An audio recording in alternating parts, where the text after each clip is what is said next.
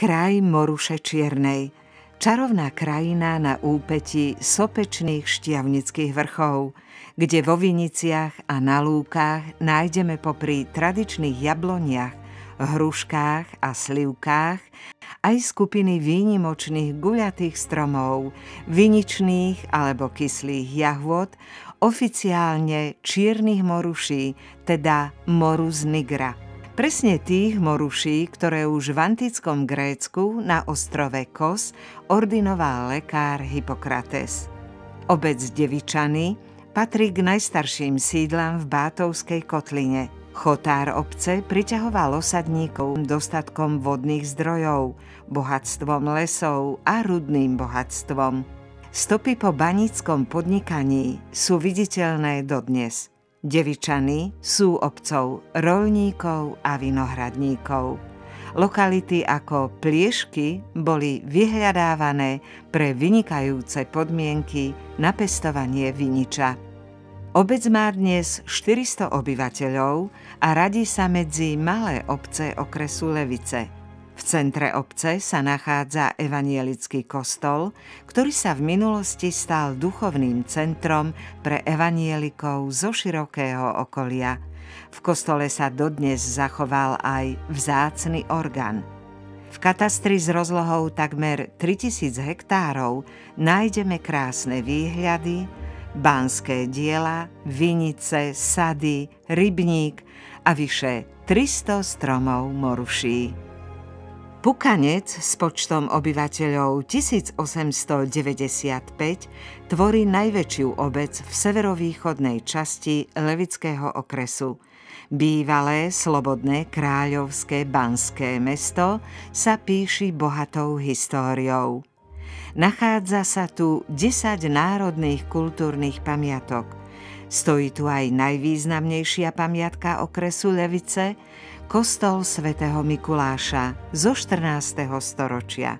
Zachovala sa slávna tradícia pukanských stolárov, debnárov a hrnčiarov. Dôležitú úlohu v obci zohrávalo vinohradníctvo, ovocinárstvo a pestovanie zeleniny. V katastri obce sa nachádzajú najvyššie a najsevernejšie položené vinice na Slovensku. Pukanec je miestom s najväčším počtom moruší v strednej a západnej Európe.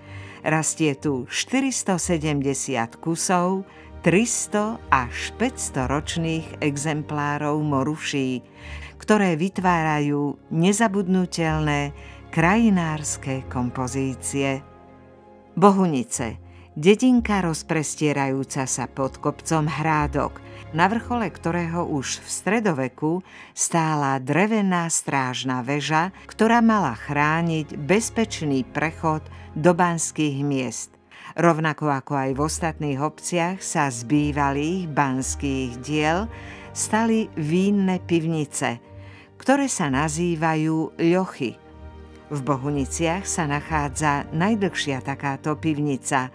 Nájdeme tu najstarší evanielický kostol v regióne, 2 kaštiele, vysunutú expozíciu Tekovského múzea, vodný mlyn Bohunice a po obnovení strážnej veže a starých viníc by sa lokalita Hrádok mohla stať dominantou a miestom s úžasným výhľadom do celej Bátovskej kotliny.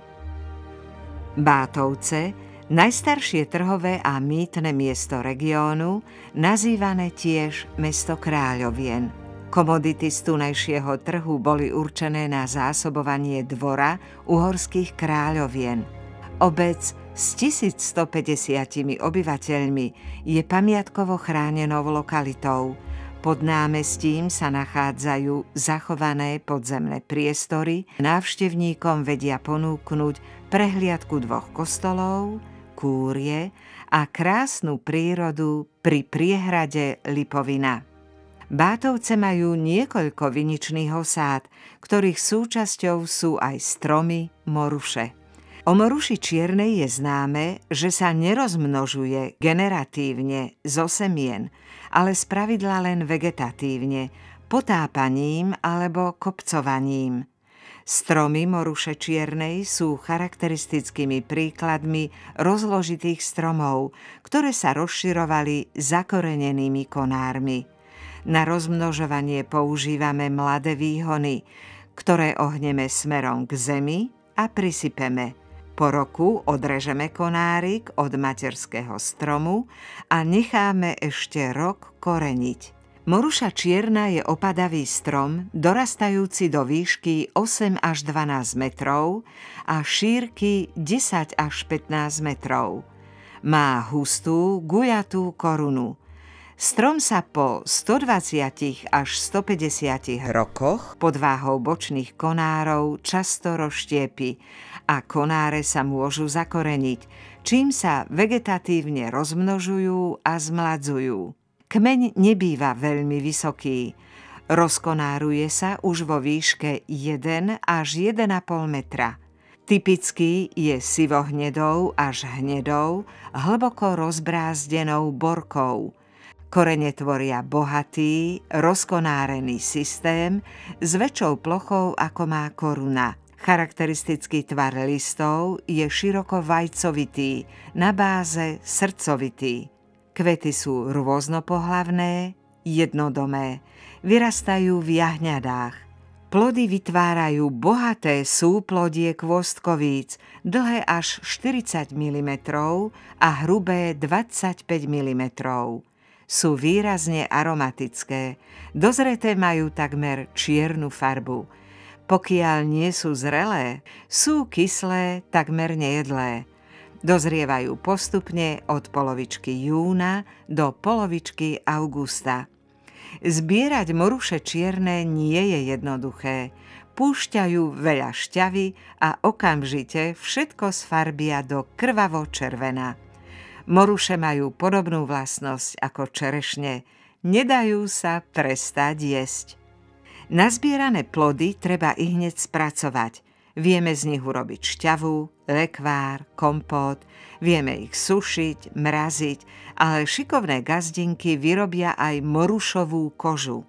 A pre fajnšmekrov je tu aj morušová pálenka.